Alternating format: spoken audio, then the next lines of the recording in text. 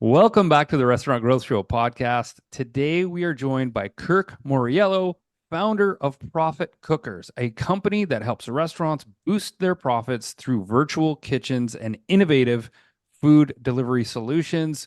Kirk, welcome to the show. How are you doing today? Thank you, Gordon. Doing great. Glad to be here. Excellent. So before we jump in, because Jose and I are sort of licking our chops here because we love virtual kitchens.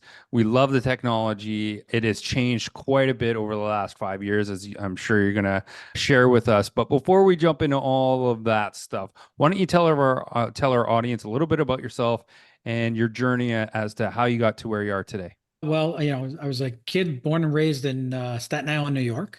Went to college there in New York. Moved to Chicago back in 1994. Started my career in Chicago, just not in the food business. Later on, got into the food business at around the age of, what was I, about 39, 38 or 39. Went to work for a company called Aurelio's Pizza. A friend of mine owned the company. I went in to help with business stuff, not really running restaurants, but more on the franchise side of selling them.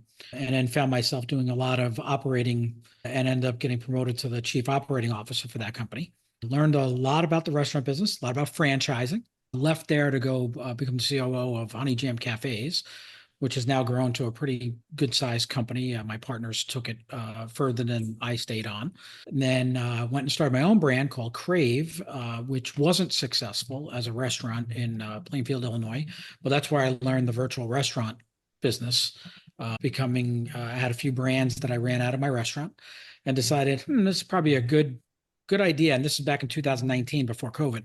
So I came up with a business model I thought would work well for restaurants that some of the other companies that were in the business at the time starting out weren't really doing. They weren't restaurant people. They were more technology. So we built kind of a model around that and then tried to go and sell it a lot. And it was very challenging because restaurants were doing well. Virtual was unknown to anybody.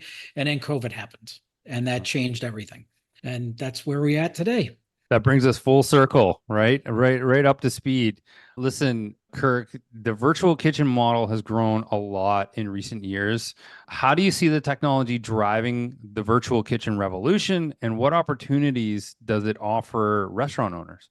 Well, I mean, the last few years, we've seen a major shift into online ordering and delivering, mainly due to COVID, kind of jump-starting that model and that the use of those tools, the technology being the apps even be with the technology being great for drivers to be able to be communicated to be able to get food where it needs to go.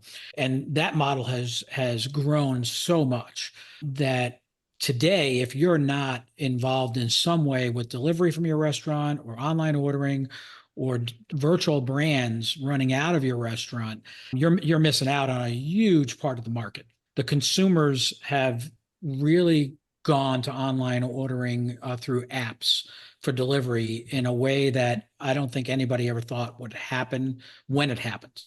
COVID changed that because it forced people to learn how to use these tools.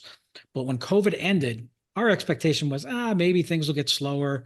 We don't expect it actually got busier. There were more orders because people went back to their busy lives. They were no longer just sitting at home trying to get food. They went back to their busy lives and now it became a convenience.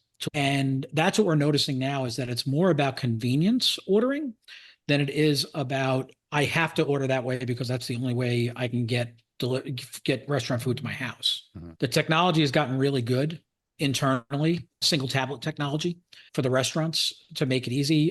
Integration with POS systems have been a big part of that too. We don't use the integration part at Profit Cookers. We use a single tablet technology because we believe that we want our business to still stay separate within the confines of a restaurant as a separate business model that they can run.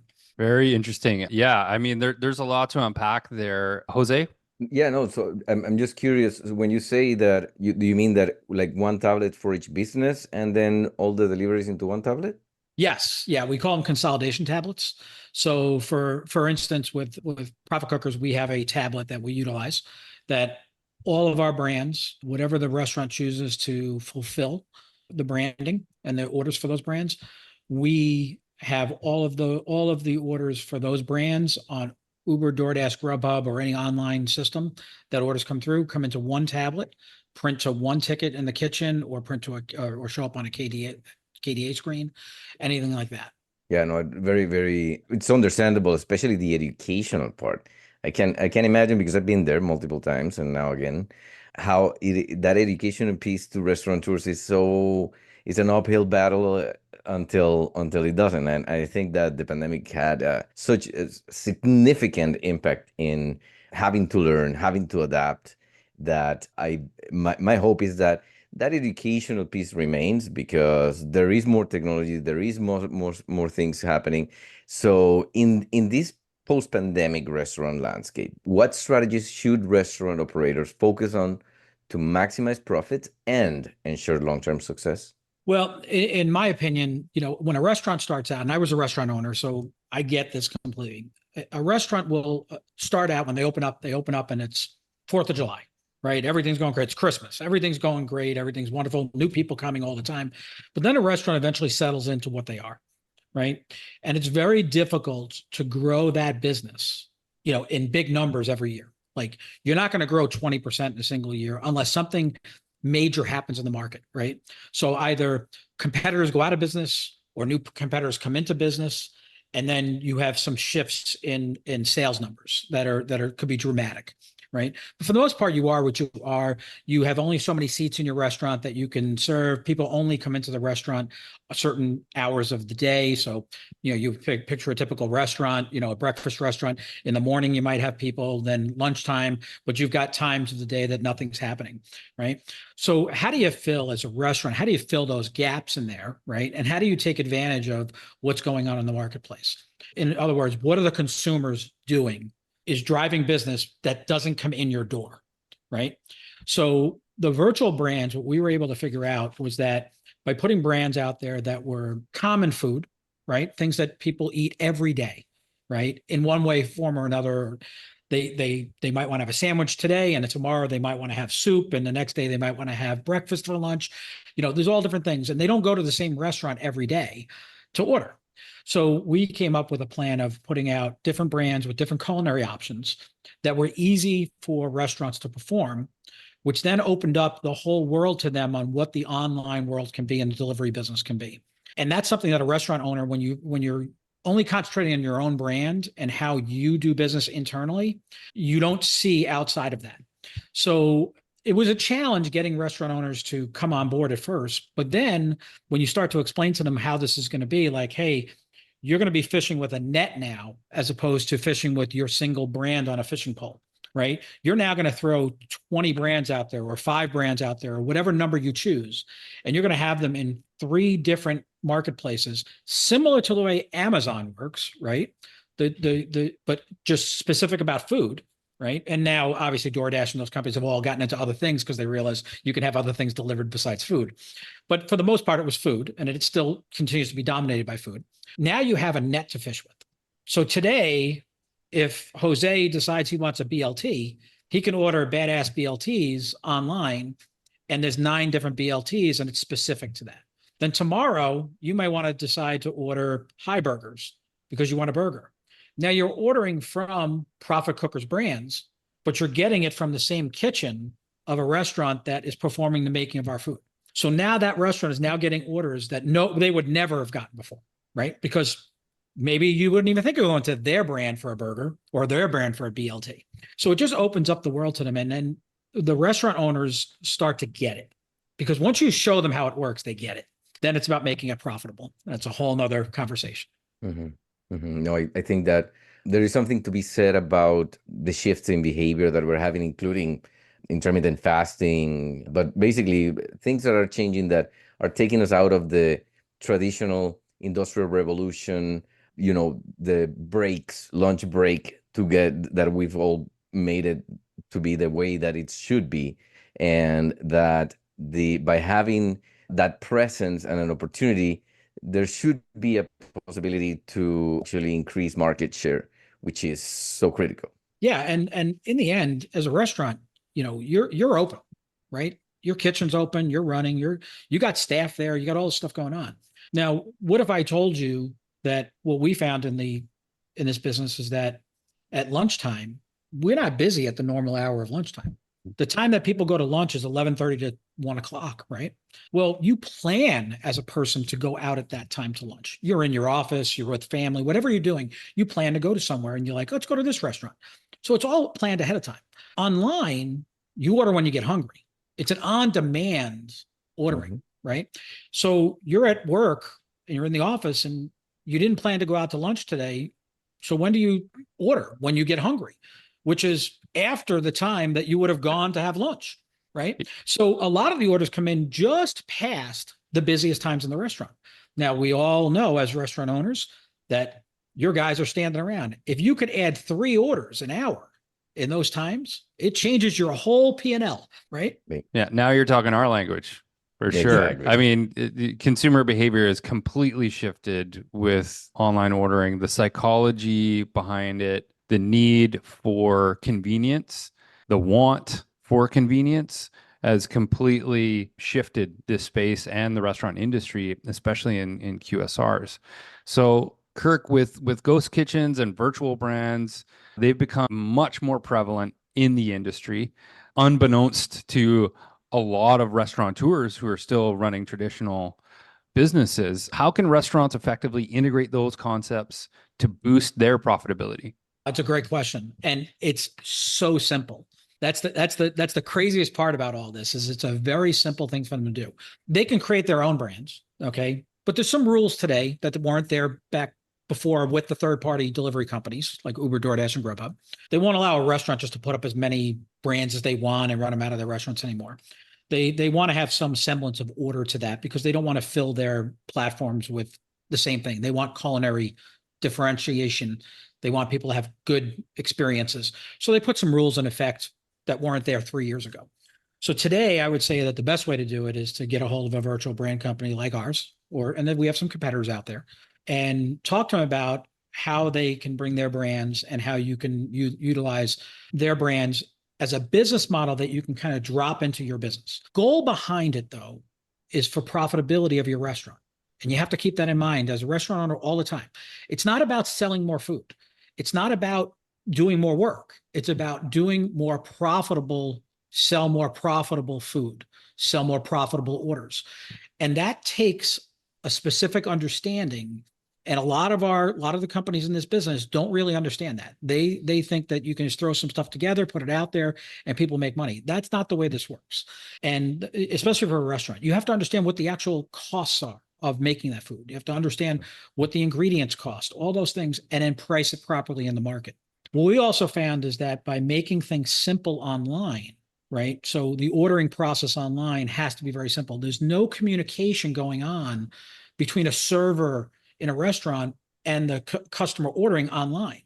So if there's things that are questionable, there's going to be errors with those orders. There's going to be issues in that kitchen. So restaurant owners they should be looking at if they're adding virtual brands to their business, which is definitely something they should be doing. If they're not doing it, they're losing out because there's so much market share today and spend in that market that's going through those channels. You have to be part of it.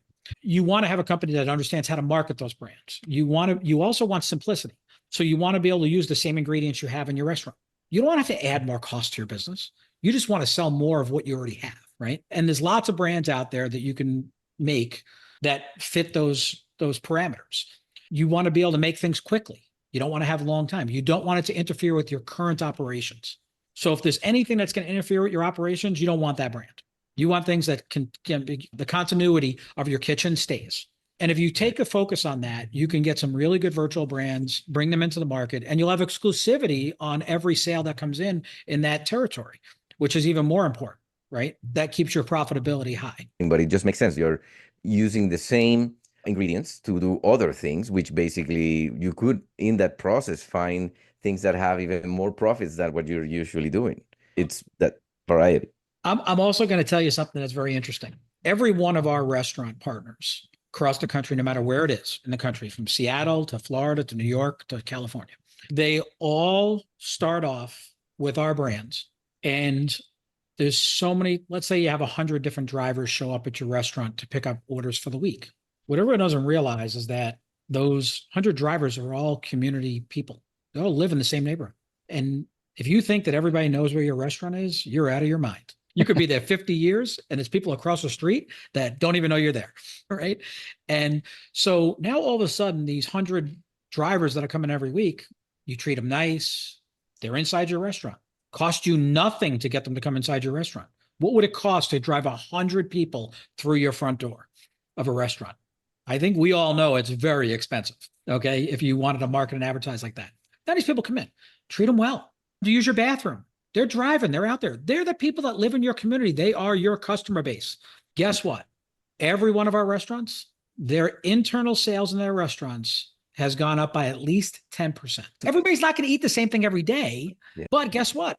You treat somebody nice, and we all know how restaurants are. Restaurants are personal to people, okay? When you walk in, everybody, there's nobody in this world that has their best friend come into town and is going to take them out to dinner, and they're going to take them to their favorite restaurant. And if it's a bad experience at that favorite restaurant, they are embarrassed. But why? It isn't their fault, because it's personal to us. Right. Take advantage of those people that are coming in your door through another business model that all live in the neighborhood. They're not some driver that drove in from 18,000 miles away. They're a guy that lives a half a mile down the street. Treat them nice and they'll become customers on a regular basis. And these are all the unintended things that started happening when we started doing this. We started noticing this. We had one store go from 20,000 a week in internal sales to 40,000 a week. They were doing 700 orders a week with us. They had drivers coming in, and they were in a, when I say a D location, it might have been a Z location. They were in an industrial park that faced inside an industrial park, and they had no signage on the main road, and their sales doubled internally. It became a great business. That's a perfect example of a brick and mortar going virtual and seeing success strictly from that model. That's fantastic. Kirk, what are some of the key steps restaurant owners can take to improve their profitability in today's market? In today's market, everybody wants to cut costs, right? Everybody looks at, and how do you cut costs when you have inflation at, 3 to 9%? And if you look at food, it's even higher sometimes, depending on the items. So you can't cut costs there, right? Well, labor's all going up because there's minimum wages that are going up. So you can't do that. So you have to figure out, all right, how am I going to benefit from this? Well, in the long run, restaurants should benefit from it, right? Because all of a sudden the menu pricing becomes a new level, and then food eventually does settle out.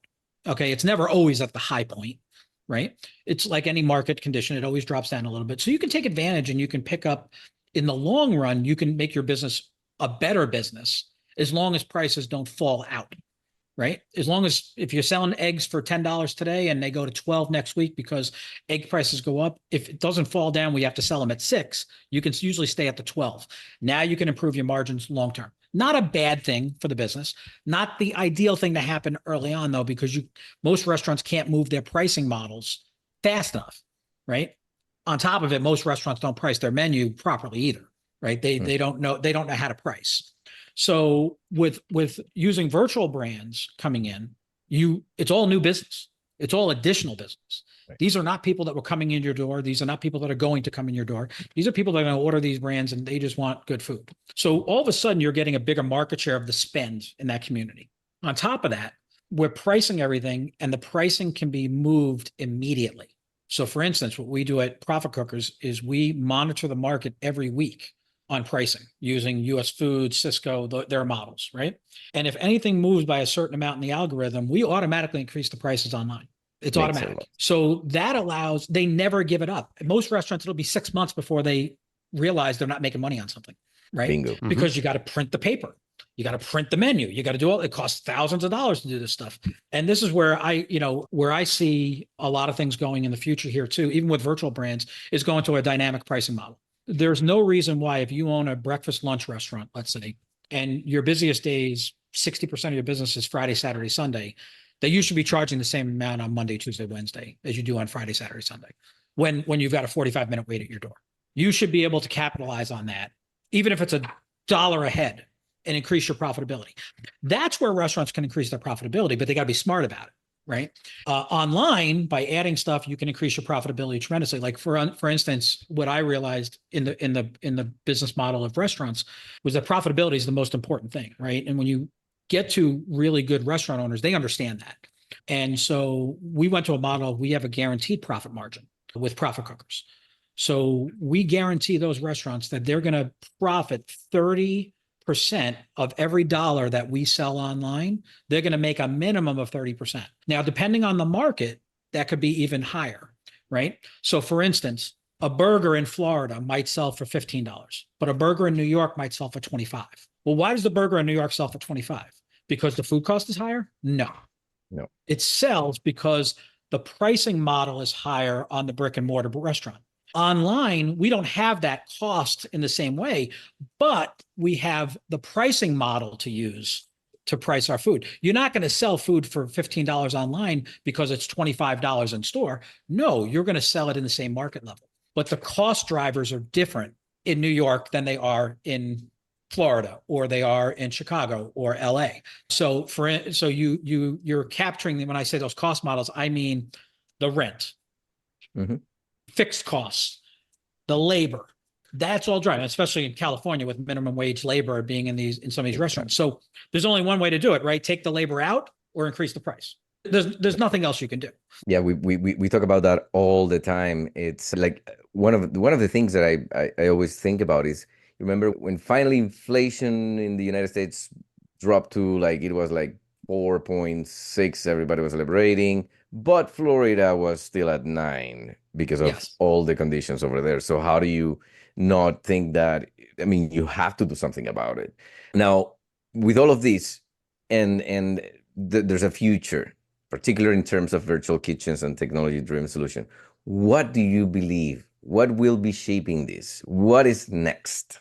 Break out the crystal ball. We want to hear it. I mean, I'm truly in the virtual branding space, right?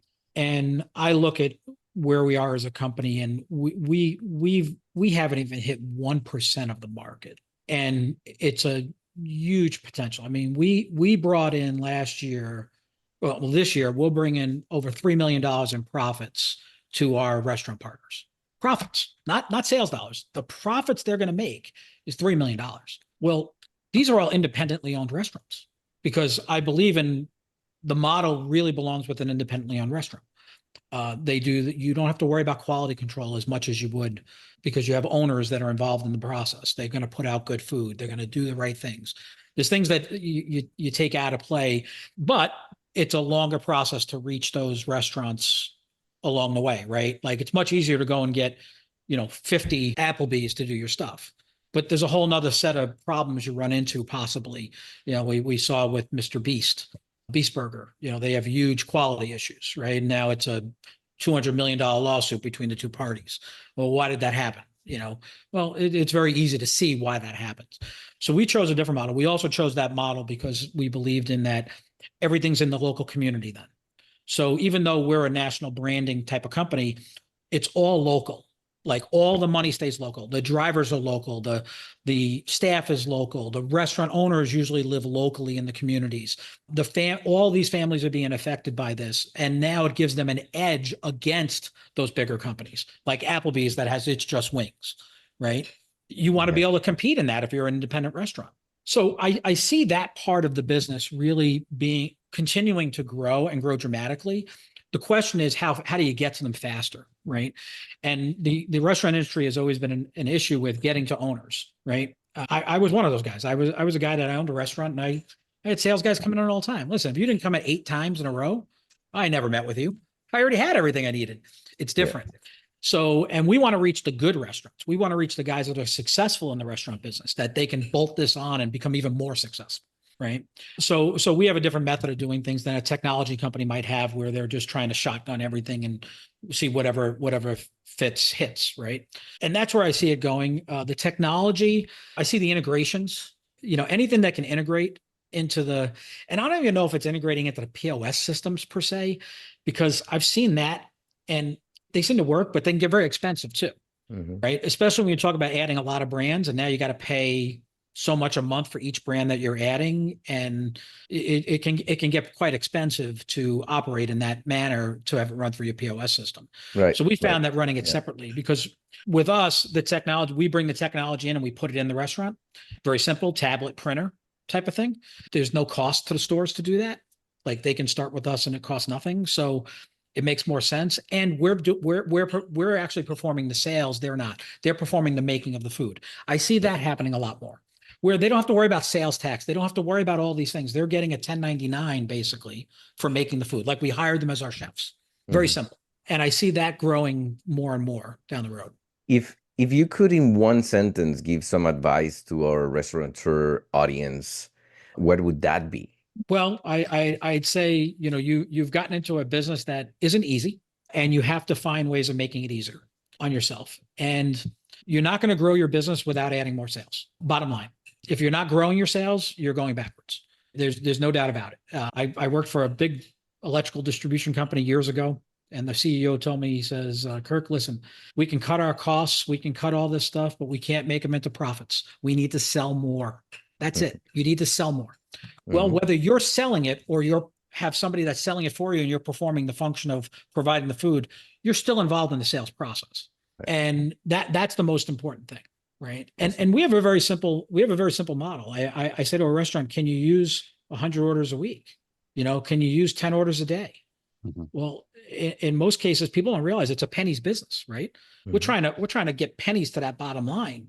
And when you add sales, you take all your other costs down. Your labor cost becomes less because you're productive. Your productivity level goes up dramatically. And that's the most important part of your business. You want people working that you're paying. And if that cook is providing, let's say at the end of the day, you have 3 cooks in the kitchen and you did $1,500 in sales, you did $500 a cook. Well, what if you could do $800 a cook? Like, and everybody knows that that's the best thing that can happen, right? But what does it cost to get people to come through your door to do that? It's expensive. Yeah. And all these marketing companies promise they can do this and they can do that. Listen, I've used them all. It's a very difficult thing to do. It's very costly. Nobody has the money to really put towards it long term. You can't expect to put something out there for a month and hope it works. Like, it's got to be done for a long term. And the restaurants don't do that. So they have to have other ways of doing this. And that's where I think virtual brands are the best thing that they can do as a restaurant, is to look into that and diversify your business a little bit. Because you know what? On a rainy day when nobody's coming into the restaurant, they're all ordering online. On a snowy day, they're ordering online. They're not coming into your restaurant. Now you start to balance it out. You got to diversify how you reach consumers. Not to mention, it's getting too hot outside. What are they going to do? They're going to order online. And I'm telling you, the amount of orders that come through online would blow most restaurant owners' minds. But they wouldn't know it, because how would they know it? They're in their restaurants working. Until someone can show it to them or they take it on as an opportunity, they're never going to know. And it's hard to reach them in the right way. Yeah. The online space is a space that has been around for, as long as the internet has been around, that restaurants really don't fully understand yet. And we love it. We love taking a magnifying glass to it, whether it's dynamic pricing, whether it's virtual brands. It is an immensely changing space. And we're here for it. We're excited about it. Listen, this is all the time we have for this episode today, Kirk. But now's your time to plug away. Where can people connect with you? What's your platform of choice? Yeah, so we can be reached through our website at www.profitcookers.com. You can see a lot of information about it, the different brands that are out there. You can also reach us directly through our phone number at 701-314-4849, and also through email. My email is kirk@virtualprofitcooker.com. All one word, as Virtual Profit Cooker. And we can show you anything you want to know about the business. We have case studies. We can show you live. You can watch a store, how orders come in, and you can see that and determine whether you like that. You can look at it. But the main thing that we would do is we look at your business. We tell you what we can do. We take a look at your menu.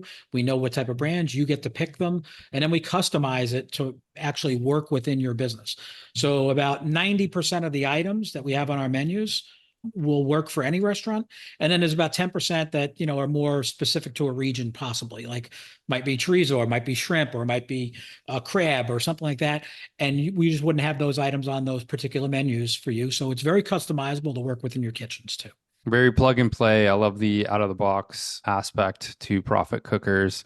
That's amazing. Speaking of plugs, this podcast is sponsored by Dine Pricing, real-time restaurant profitability. Dine Pricing uses artificial intelligence to improve restaurant profitability by dynamically updating menus across digital channels like Uber Eats, DoorDash, and Grubhub. Again, thanks to Kirk for joining us this week. That's all the time we have. Until next week, say goodbye, Jose. From bumps in seats to taps on phones. Goodbye, Jose. I don't even know what that means. Kirk, that was amazing.